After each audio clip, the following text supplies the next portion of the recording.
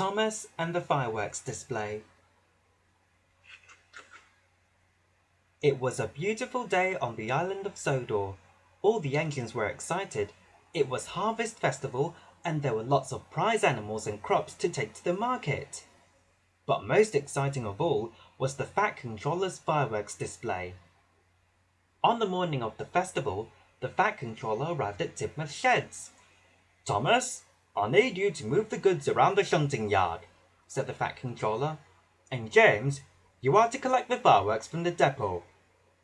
James was overjoyed with his job, but Thomas wasn't very happy with his. When the Fat Controller had gone, Thomas complained. "I wanted to collect the fireworks," he huffed. "You were only chosen because you can't shunt trucks." "Rubbish," said James, rolling his eyes. "The Fat Controller chose me because I'm as red as a rocket and twice as grand." Thomas was ever so cross. James steamed proudly across the countryside. "Brightest and best, brightest and best," he hummed happily to himself. He was having a wonderful day. Meanwhile, Thomas was still upset when he arrived at the shunting yard. "Bother James," he grouched, and he biffed the trucks crossly around the yard. When James arrived at the fireworks depot, he was very excited. All around him were boxes upon boxes of fireworks. They were packed safely in special casing. James loaded the precious cargo and carefully steamed away. As evening fell and the sky turned dark, Thomas grumpily shunted the last truck into place. He was glad the day was over, and the trucks were glad the job was finished. James was happily puffing along, thinking about the fireworks. He was imagining all the flashes and shooting stars, when suddenly there was a loud noise. Bang! James ground to a halt. His boiler had broken. "I will have to go and call for help," said his driver. Thomas chuffed to Knapford Station and saw Gordon. His passengers were all very excited about the fireworks display. Thomas cheered up when he saw how excited the children were. Just then, the Fat Controller arrived. "James has broken down," he boomed. "Thomas, you must go and help him, or the fireworks display will have to be cancelled." "Oh no," Thomas peeped as he set off quickly to find James. "The children will be so disappointed if there are no fireworks."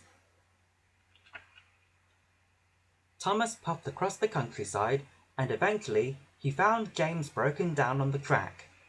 "Hello, busted boiler," Thomas teased. "You don't look so useful now." But when Thomas started to push James, he found that he couldn't see ahead.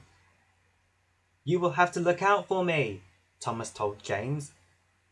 But James was cross. "You said I wasn't useful," he huffed. "But if the fireworks don't get to the station, the display will be cancelled," puffed Thomas. "I'm very sorry for teasing you, James." James agreed to look ahead for Thomas, and they set off together. Whenever they came to a bend in the track, James called out, "Slow down, Thomas!" And Thomas would slow down. They were soon working happily together as a team and making good progress.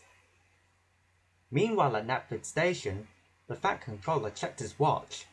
There was still no sign of Thomas or James.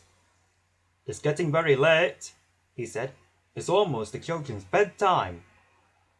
The Fat Controller decided that he would have to cancel the fireworks display. One by one, the disappointed children got back into Gordon's coaches. When Thomas and James reached the junction, the signal turned red and they had to stop. "Why would the signal turn red?" puffed James. "Maybe a passenger train is coming through," said Thomas. But the only passenger train waiting at the station was Gordon. "Gordon must be taking the children back home," peeped James. Thomas and James sounded their whistles as loudly as they could. "We're here!" they whistled, but no one could hear them. At Knapford Station, Gordon was ready to depart with the children. Just then, Thomas had a bright idea. He told his driver to send up one of the rockets. "Good thinking, Thomas," said his driver. He opened a box and carefully lit a rocket.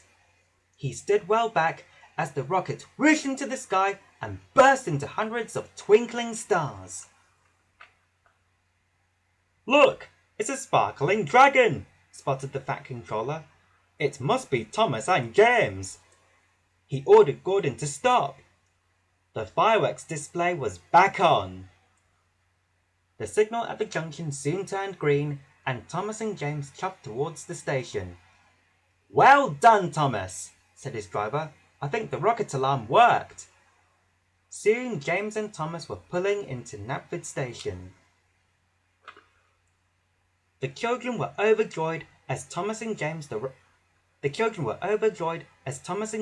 arrived at the station with the fireworks. "Good work, Thomas," whistled James. "And good work, James," peeped Thomas. "Good work, both of you," boomed the Fat Controller. Thomas and James felt very proud. I think we're both really useful engines today," said James proudly. "But we were most useful when we worked together as a team," peeped Thomas. The two friends watched happily as the fireworks whooshed and sparkled in the night sky.